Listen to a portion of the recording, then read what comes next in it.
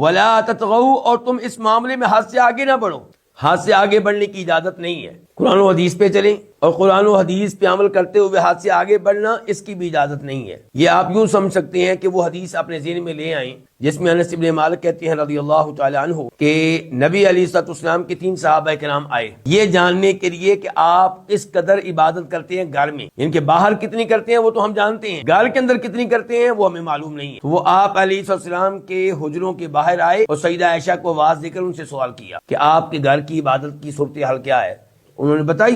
اب یہ تینوں کہنے لگے کہ اللہ کے نبی تو بخشے بخشائی ہیں صلی اللہ علیہ وسلم، آپ اتنی عبادت کرتے ہیں، ہمیں تو آپ سے بڑھ کر عبادت کرنی چاہیے، آپ سے بڑھ کر یہ حد سے آگے نکلنا. چنانچہ ایک آدمی نے اعلان کیا کہ میں مغرب سے لے کر فجر تک ہمیشہ جاگتا رہوں گا، پوری رات عبادت کروں گا، سویا نہیں کروں گا. دوسرے آدمی نے اعلان کیا کہ میں روزانہ بغیر کسی ناغے کے روزہ رکھا کروں گا پورا سال. تیسرے نے کہا کہ میں شادی نہیں کروں گا، کیونکہ شادی کرنے کی وجہ سے مسائل کھڑے ہوتے ہیں، دنیا انسان کماتا ہے، دنیا کی طرف رغبت رکھتا ہے، بیوی کی ذمہ داریاں اس کے اوپر آ جاتی ہیں، پھر اولاد ہوتی ہے ان کی ذمہ داریاں، تو اس لیے میں شادی نہیں کروں گا تاکہ پوری زندگی اللہ کی عبادت میں گزرے. آپ علیہ الصلوۃ والسلام کو یہ بات بتائی گئی. جب آپ گھر تشریف لائے تو آپ نے لوگوں کو جمع کیا اور خطبہ ارشاد فرمایا.